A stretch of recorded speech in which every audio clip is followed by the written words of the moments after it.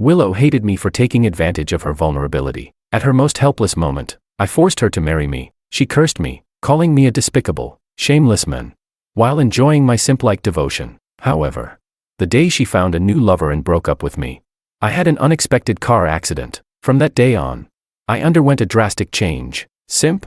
That's gone, because the humble simp died in the car crash, leaving behind a madman who bites anyone he meets.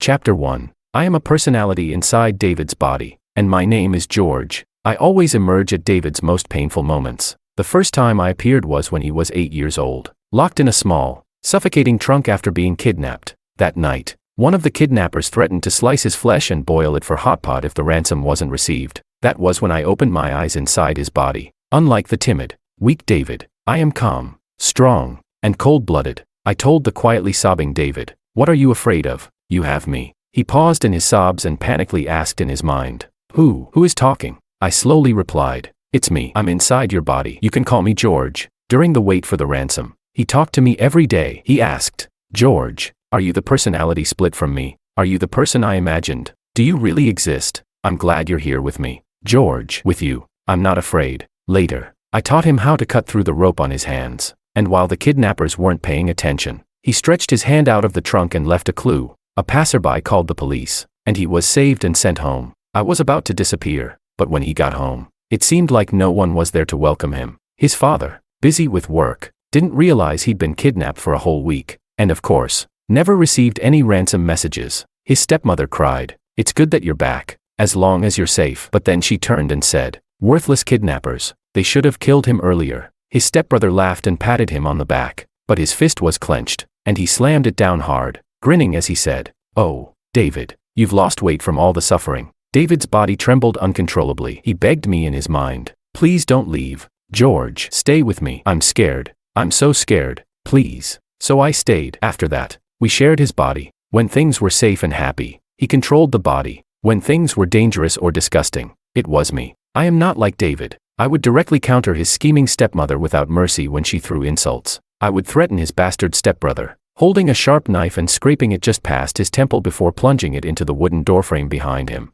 viciously saying, "Next time, I'll stick it in your eye." I would grab the leader of the bullies at school by the head and force it into the water-filled sink, releasing him only when he was about to suffocate, saying, "If you mess with me again, I'll drown you." At those times, David would always talk to me inside his body, saying, "George, I'm so glad you're here. We'll always be together." Okay. I had read books and knew that in bodies with multiple personalities, they would do whatever it took to erase the other and gain full control of the body. But David and I were different. We relied on each other, supporting each other, like brothers. At that time, I looked into the mirror, gazing at our shared face, and promised him, "Okay, we'll always be together." The face in the mirror smiled happily, and it was David's smile. It was like a stream thawing in spring, flowing gently over pebbles, clear, free, and clean. At that moment, I thought, I would protect his smile forever. This is the reason I was split off. My only mission. He only has me. Chapter 2. But our anomaly was soon noticed by others.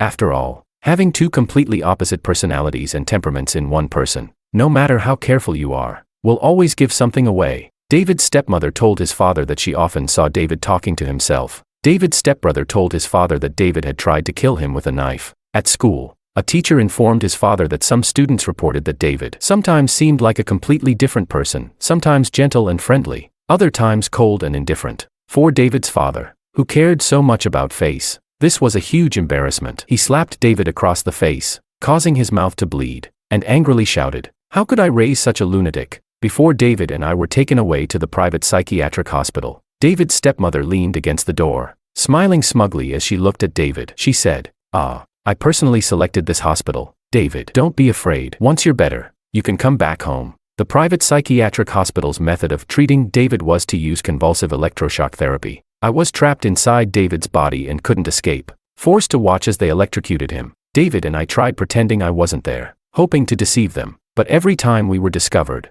they would force him to look into a mirror when he was foaming at the mouth and delirious from the shock, and ask him what his name was. They would withhold food for 2 whole days, and on the 3rd day, they would place tempting chicken legs and drinks in front of him, promising that as long as he erased me, he could eat. They wouldn't let him sleep and would change the room's temperature between extremes of cold and heat. They weren't treating him, they were torturing him. I told David to give up, to cooperate and erase me, but the timid him somehow found the strength. He curled up in the corner of the large, empty room, hugging his knees tightly, as though that would make him less afraid and cold. He clenched his teeth until they bled. The timid child who had cried every night when he was kidnapped now stubbornly refused to shed a single tear. He said, "I won't abandon you, George. I won't let you disappear. We promised. We'll never be separated. This time, let me protect you." Finally, that night, when he was about to be electrocuted to death, I hypnotized myself and made myself disappear. Before disappearing, I said to David, "I'm only temporarily leaving you. David, don't be afraid. Walk forward with courage.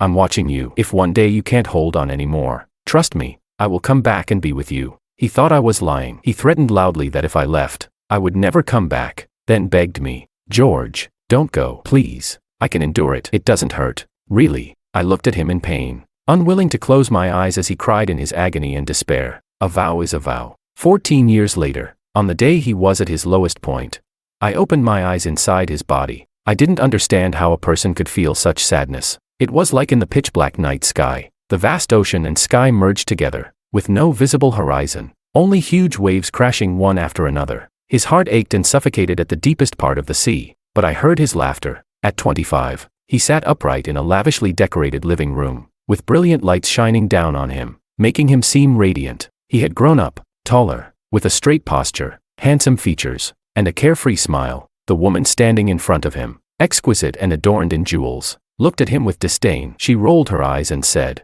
"What's so special about you? I feel disgusted just looking at you. Go die." That was really harsh. David's brow furrowed slightly, but the smile on his face didn't falter, the curve of his lips perfectly in place. He smiled and said, "Well, sorry, Willow," his tone calm and indifferent, as if stating a fact. "No matter how disgusting it is, you'll have to look at this face for the rest of your life." Even after Willow left, his smile remained. It wasn't until I sighed and spoke inside his body, saying, "David, stop smiling," that he froze for a moment, the smile on his face slowly freezing. I don't know how much time passed before he slowly started smiling again, and I saw the bitterness in his eyes. He smiled, his tone light as a sigh, as if the 14 years of separation had never happened. He called me, "George." I smiled and said, "I'm here." Chapter 3. 25-year-old David is no longer the David I remember. He used to be timid, fearful, and often bullied. Now, he smiles all the time. His smile clings to his face like a mask, each bit of cheer precisely measured. Everything he does has a certain poised ease. He told me about these past 14 years. He said that in the vicious and complicated environment of his family, he learned many methods of self-preservation.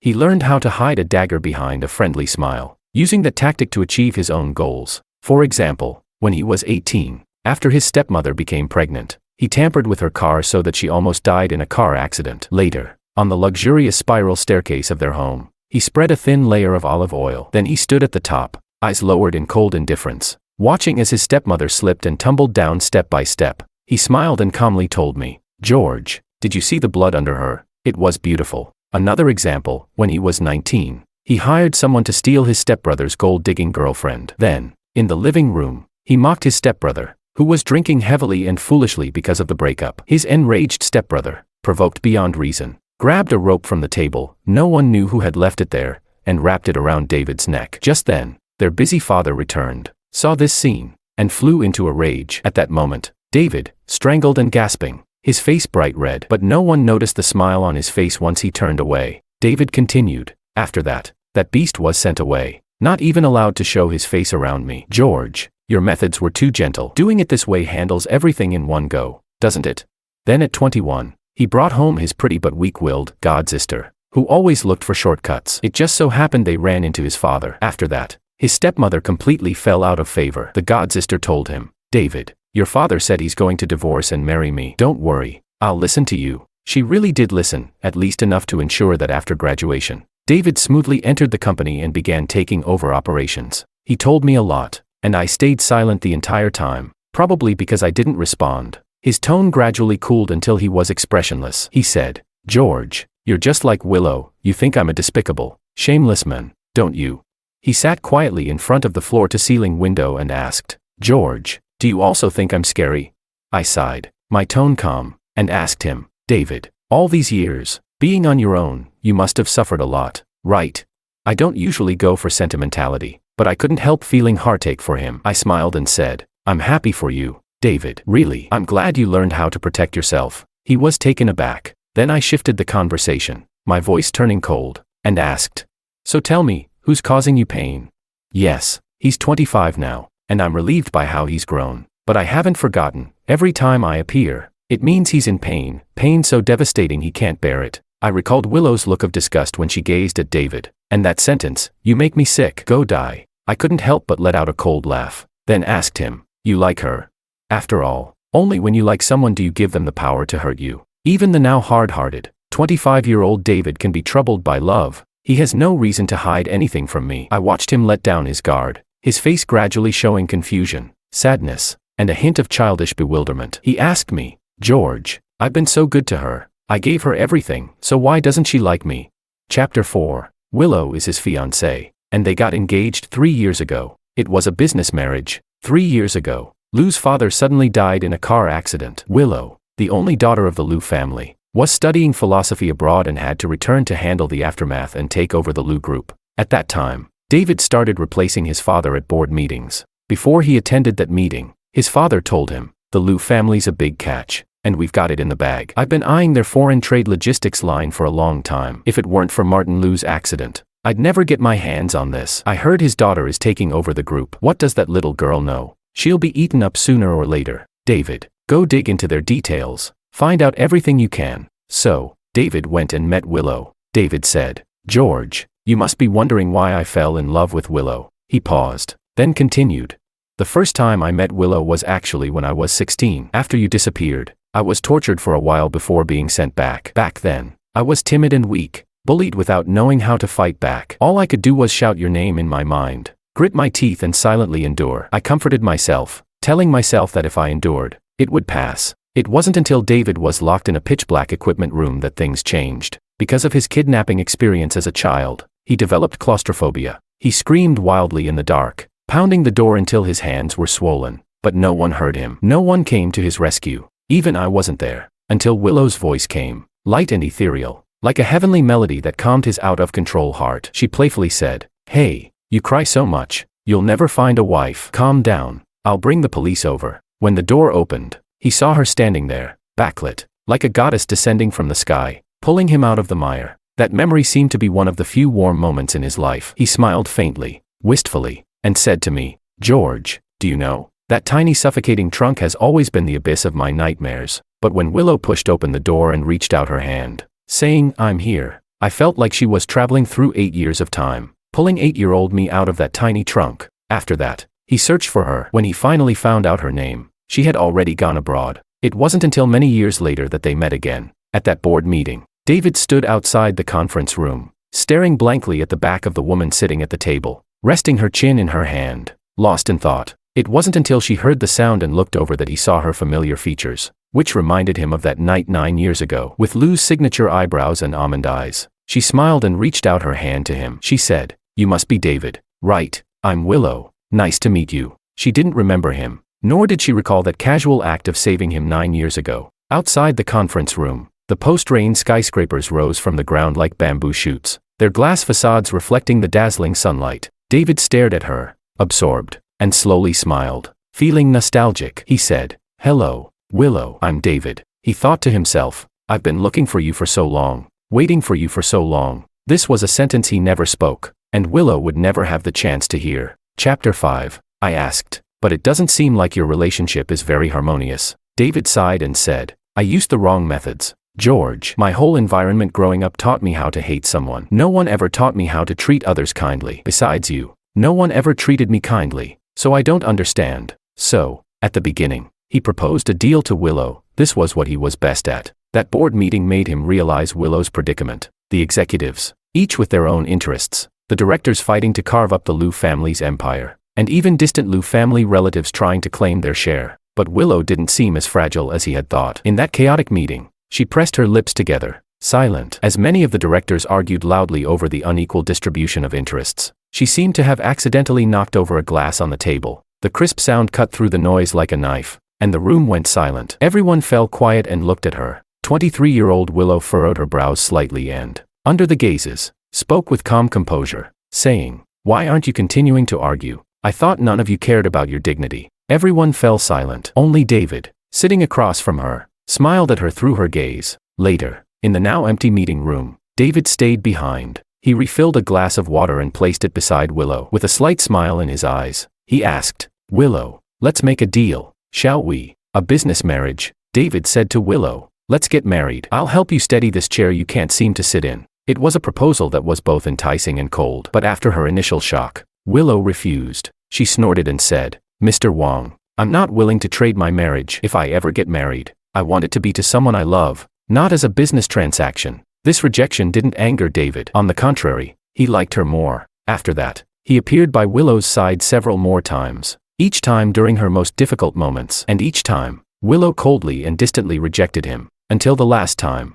when major banks began pressuring the Liu family, and the company's funds were in crisis. The rain was pouring down heavily. After her meeting with the banks, Willow came out without an umbrella. She was getting soaked, and from behind her, David held an umbrella over her head. He sighed and said, "Willow, my proposal still stands." Willow didn't speak, but silently looked up at him from beneath the umbrella. David added, "You turned me down today, and tomorrow my father will initiate the acquisition of the Liu Group." "Why?" Willow asked, her voice filled with confusion. "Why me?" David turned his gaze away and lied to her, saying, "Because you need me. You need the Wong family, and you know my situation. I have a young stepmother eyeing me, and a stepbrother exiled. My father still has the ability to have children. The Liu family is in turmoil, and a marriage between us is the least risky and the most profitable. We are a perfect match, aren't we?" Willow believed him, and they got engaged. David thought that if he told her he liked her, she would never believe it and would think he had ulterior motives. Only a pure exchange of benefits would make her agree. He had to first get her,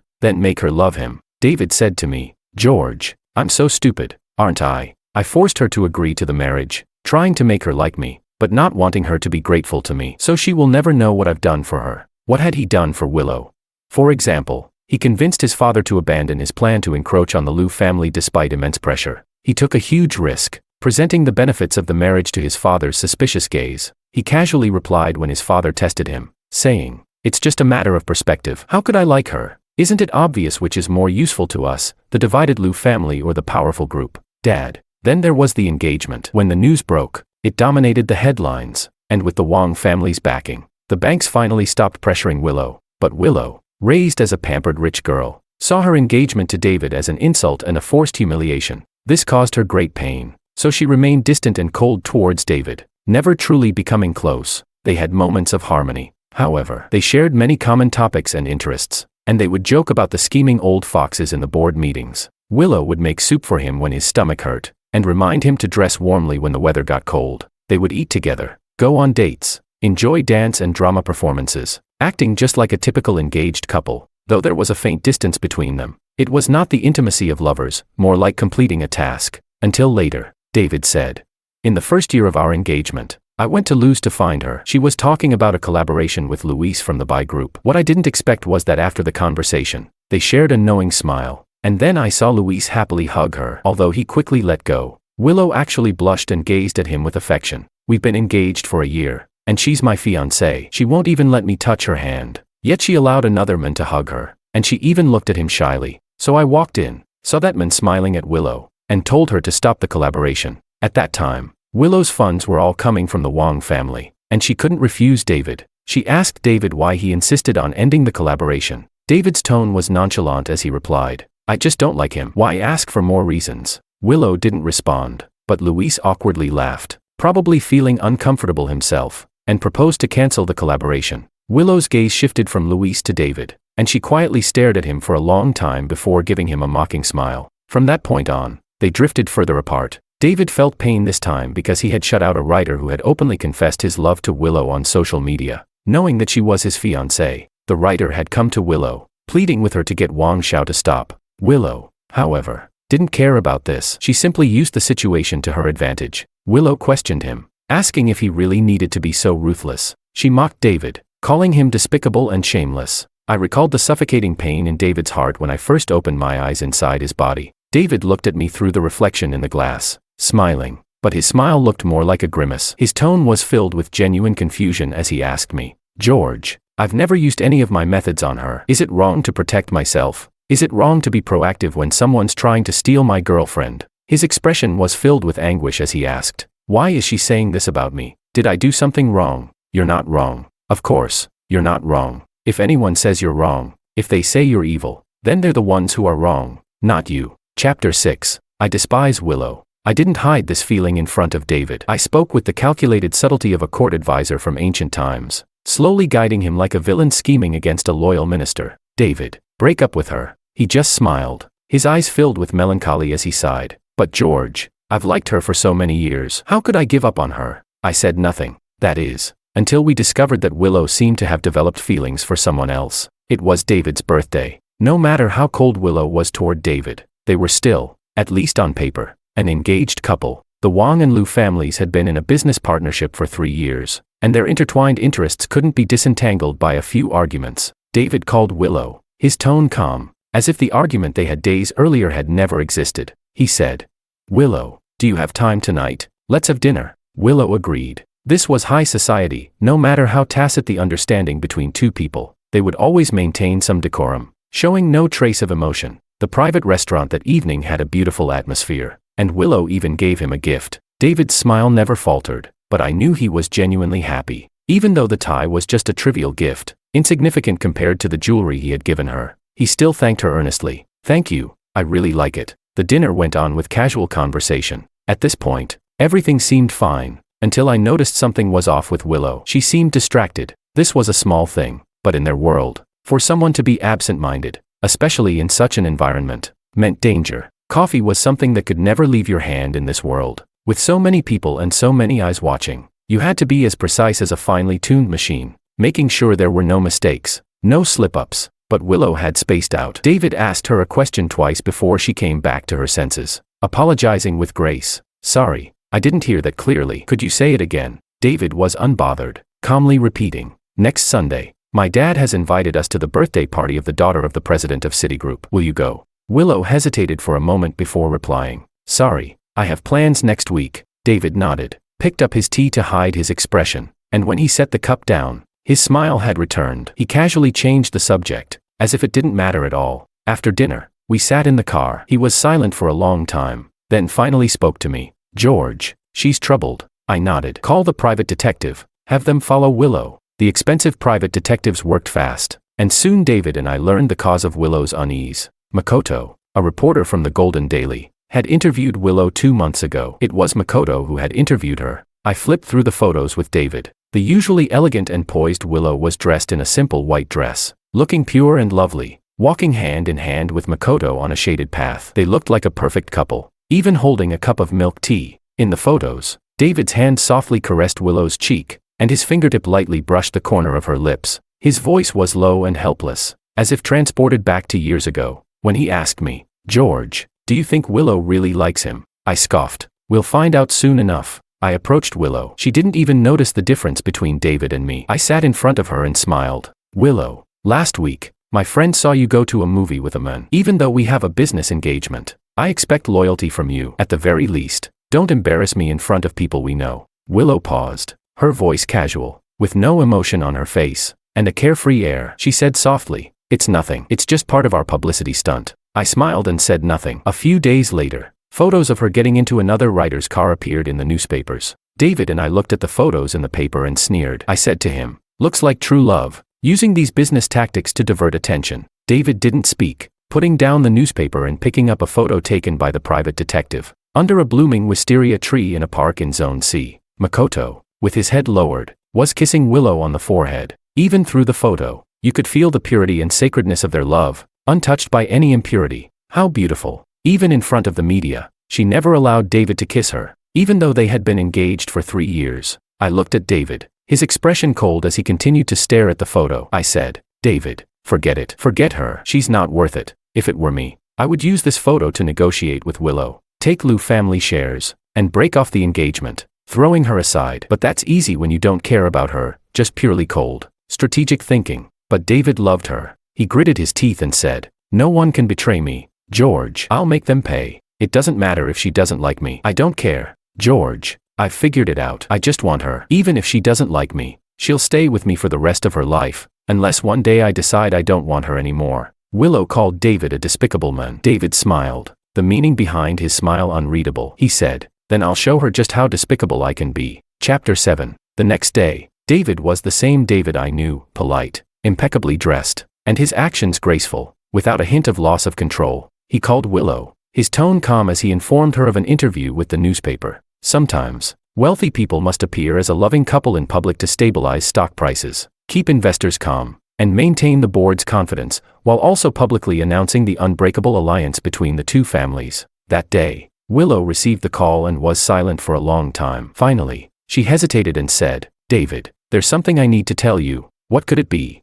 Perhaps she was thinking about calling off the engagement. Now that the Liu family was no longer struggling as it had before, and the situation had improved, she might have started pursuing true love. I watched the smile at the corner of David's lips. The angrier he got, the calmer he became, the more out of control he was, the gentler his smile would grow, his eyes deep and unfathomable. It was a side of him that was unfamiliar to me. He interrupted Willow and said, "Let's talk about it after the interview." Willow paused, then agreed. The interview was well organized, and David sat next to Willow with a smile on his face. They were a perfect match in every way, wealthy and powerful families, and their appearance fit together seamlessly. Someone remarked, "How could such a perfect couple exist?" David put his arm around Willow's shoulders and, with a hint of affection, spoke about their engagement and past, mentioning how Willow depended on him, how she cared for him. He spoke at length, and by the end, it seemed as though he almost convinced himself that Willow loved him as much as he claimed. Willow didn't contradict him, likely for David's sake, as she remained silent throughout his entire speech.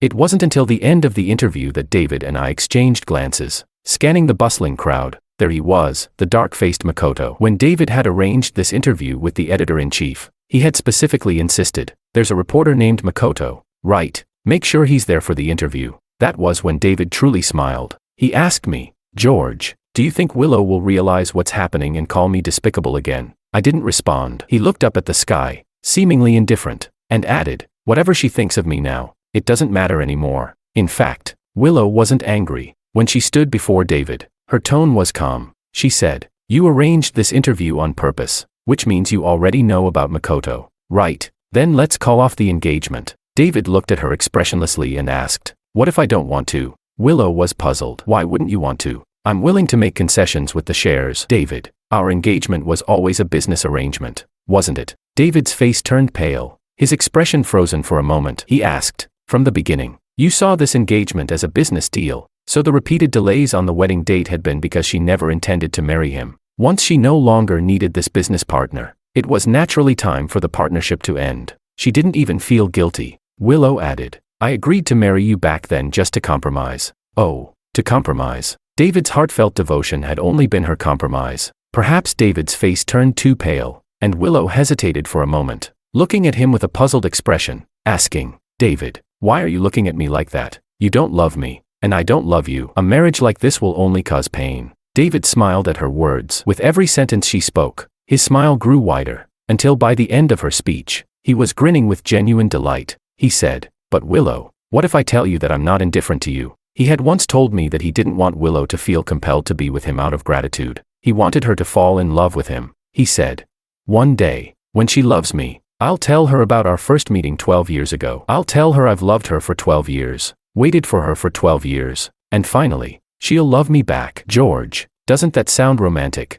We'll get married, have 2 children, grow old together, and when I'm too old to walk, we'll sit with our grandchildren and tell them the story of our love. Willow hadn't fallen in love with him, so he had to admit his feelings beforehand. But after hearing this, Willow only frowned in confusion and said, "David, I don't remember anything from 12 years ago." David stared at her, his smile gradually fading. Willow hesitated, then added, "And I've done some research." "David, when you were a teenager, you managed to exile your stepbrother, caused your stepmother's miscarriage and divorce, and even tried to seduce your own father." She rolled her eyes and said, "David Wong, young master of the Wong family, you have plenty of schemes, so betrayal and manipulation in the business world should be something you're used to by now, right?" But the next moment, slap.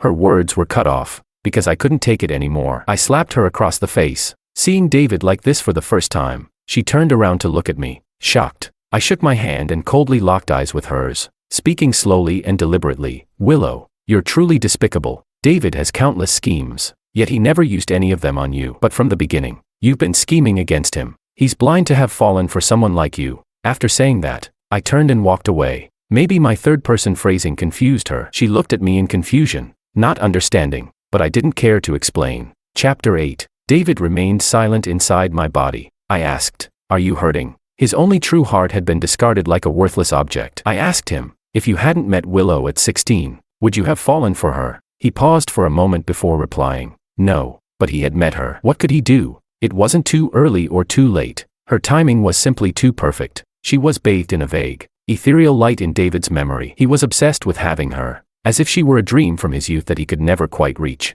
I sighed and asked him, "Can you really not like her? You're too soft on her. It's affecting what I can do. I want to get revenge for you, but I still have to worry about your feelings." His voice was tired, a wearied tone full of confusion. He said, "I don't know, George. I don't know which way to go." He was lost, and only Willow could throw him off balance like this. I didn't want to see him like this. All I could do was comfort him. "It's okay, David. I'm walking with you. I will always be by your side. I will never betray you, never scheme against you. You can always trust me, through rain or wind. I'll always be here. I will never leave you alone." I didn't expect that Willow would hurt him more than I imagined. The day David disappeared from this body was the day he was supposed to go with Willow to try on wedding dresses. Even though he knew she didn't intend to marry him, he still went, holding on to a sliver of hope. It was a dress designed by the famous Japanese designer Yumi Katsura, inlaid with 1,000 pearls and a rare platinum diamond, valued at $8.5 million.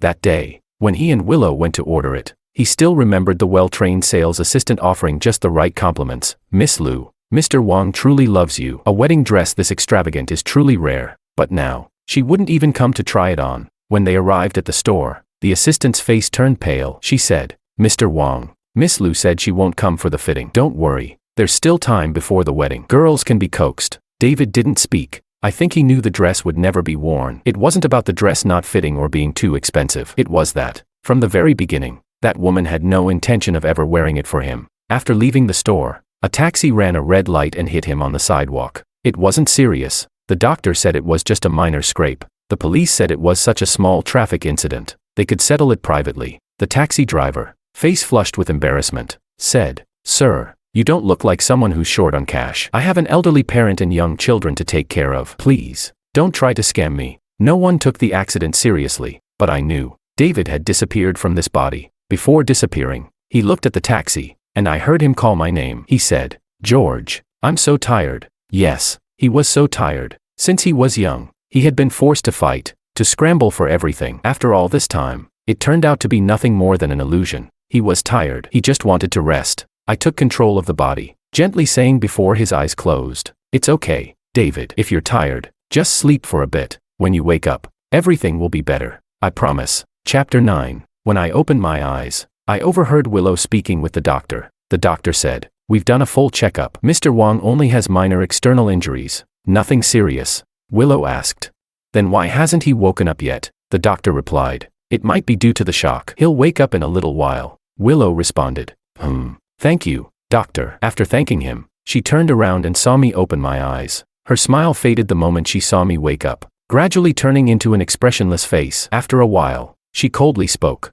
"David, the accident was in the city, and the driver was going only 15 miles per hour. He barely even touched you. Stop pretending." I didn't respond to her. She probably thought David was trying to sell a sob story to win her back. She said impatiently, "David, what exactly do you want?" That's when I finally looked up at her, cold, detached, indifferent. I looked at her in confusion, raised an eyebrow, and softly responded, "What do I want?" "Willow, when you and Makoto secretly changed your hearts, wasn't David still your fiancé? Even if you hate him and think he's despicable, can you deny that he never wronged you? When you returned to China at 23 to take over the Liu family, everyone bullied you, wanting to strip Liu family bare. Wasn't it David who threw you the last straw? Over these years, the cooperation between the Wang and Liu families has brought you quite a bit of benefit, hasn't it? Over all this time, honestly, hasn't David done nothing wrong to you?" I paused for a moment, stared directly into her eyes, and smiled, asking each word slowly.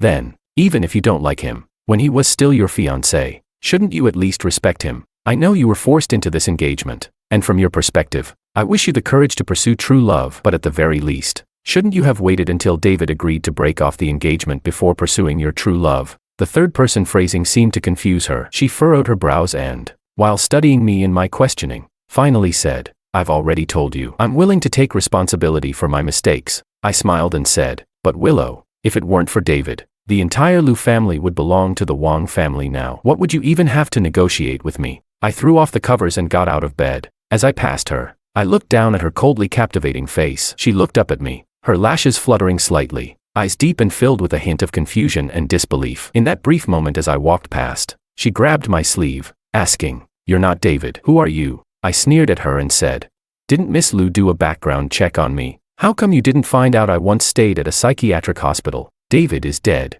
Willow, the person standing before you now is another David. Don't you hate him so much? Congratulations. He'll never show up in your world again." She froze for a moment. I ignored her. I called the driver to come pick me up. When I returned to the mansion, David's father was eating, and David's beautiful, harmless god-sister was serving him. I looked into David's father's eyes and said, "Dad, I want to call off the engagement with Willow. It's not that I want to, it's that I will." The slap that landed across my face wasn't surprising at all. The faint taste of blood filled my mouth, and I could hear a buzzing in my ears. David's god-sister gasped, clutching David's father's arm, trying to calm him down, saying, "Hey, let's talk it out. No need to hit." David's father spoke calmly, saying, "It was you who insisted on marrying her. Now that the Liu family is doing better, you say you no longer want her. David, you won't get away so easily with Willow," I said.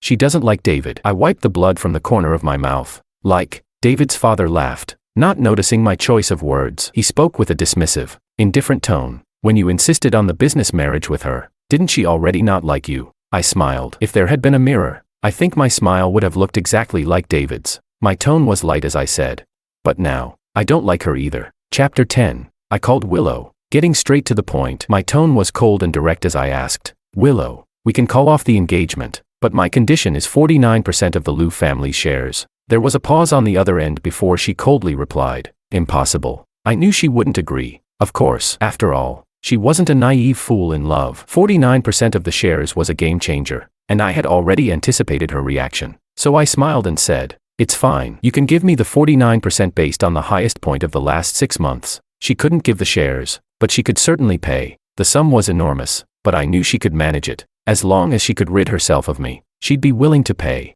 The day we signed the contract, there were quite a few people present, with both sides' lawyers meticulously reviewing each clause of the contract, while I sat by the window, watching the birds fly by. When it was time to sign, Willow looked at me and confirmed, "We no longer owe each other anything, right?" See, she didn't mention David at all. She didn't ask if he would come back or why he disappeared. She only cared about severing ties with me. I took a sip of tea, something David had never touched. He liked wine, coffee, but never tea. Willow's gaze lingered on the cup in my hand for a moment, and I smiled. Of course, as we parted ways, I called out to her, and she turned back, confused. I smiled at her, just like David would, and said, "Willow, David doesn't love you anymore. He loved you for a long time, but I think it's time to tell you, he doesn't love you anymore." Willow didn't respond. Her eyes darkened as she studied me for a moment before turning and walking away. That was the last time I saw her. After receiving the money, I readily agreed to hold a press conference to announce the end of my engagement with Willow.